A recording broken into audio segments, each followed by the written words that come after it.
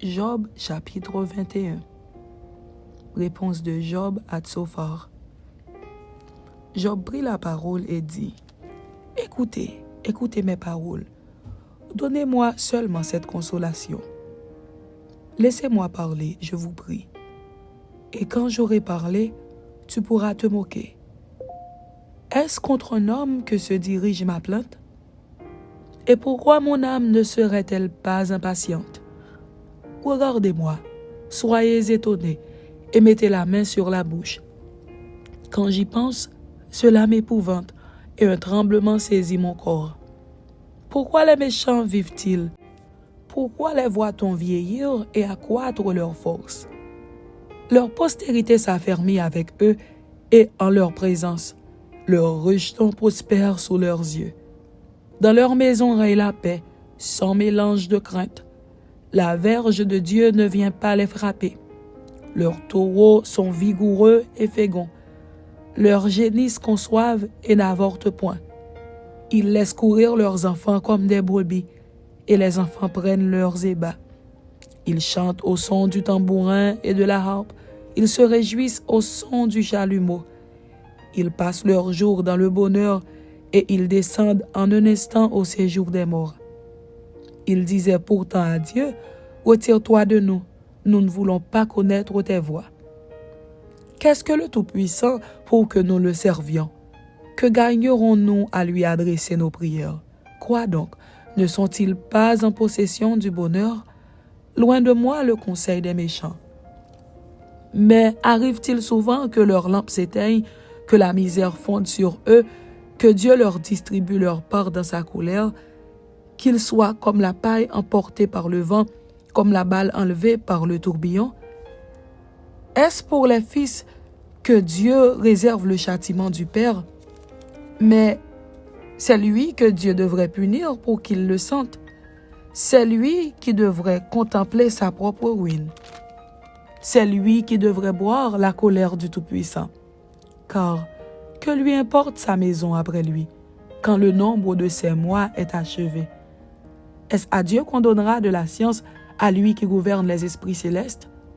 L'un meurt au sein du bien-être, de la paix et du bonheur, les flancs chargés de graisse et la moelle des os remplie de sève. L'autre meurt, l'amertume dans l'âme, sans avoir joui d'aucun bien. Et tous deux se couchent dans la poussière. Tous deux deviennent la pâture des vers. Je sais bien quelles sont vos pensées, quels jugements iniques vous portez sur moi.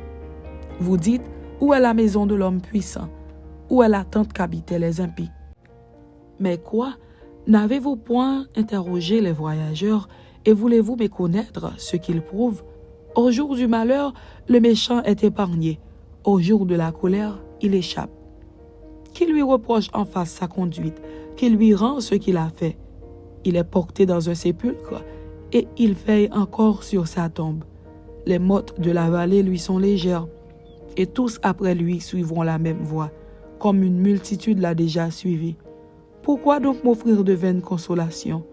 Ce qui reste de vos réponses n'est que perfidie.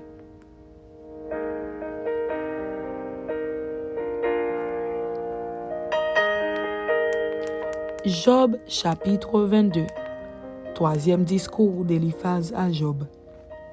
Éliphaz de Théman prit la parole et dit, « Un homme peut-il être utile à Dieu? Non, le sage n'est utile qu'à lui-même. Si tu es juste, est-ce à l'avantage du Tout-Puissant? Si tu es intègre dans tes voies, qui gagne-t-il?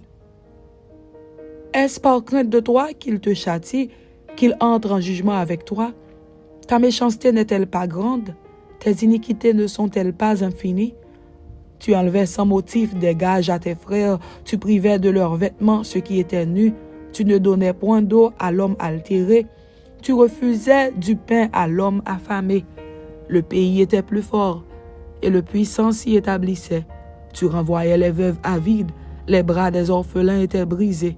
C'est pour cela que tu es entouré de pièges, et que la terreur t'a saisi tout à coup.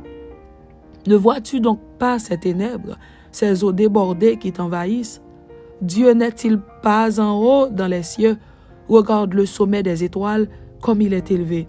Et tu dis, Qu'est-ce que Dieu sait? Peut-il juger à travers l'obscurité?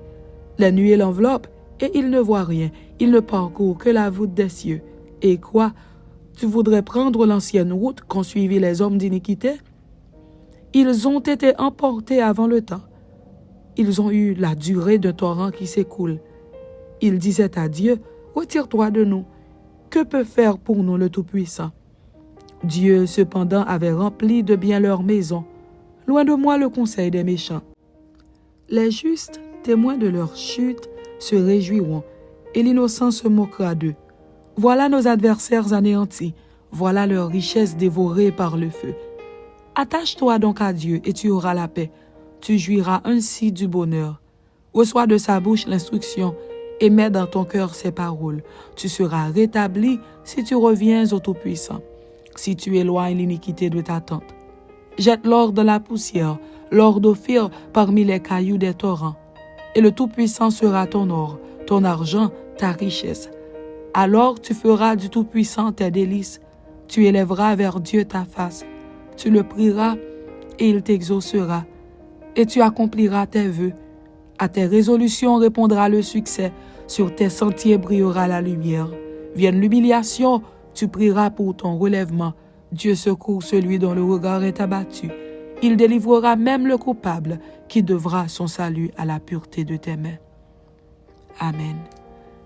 C'était Job chapitre 21 et Job chapitre 22. Que Dieu vous bénisse. Amen.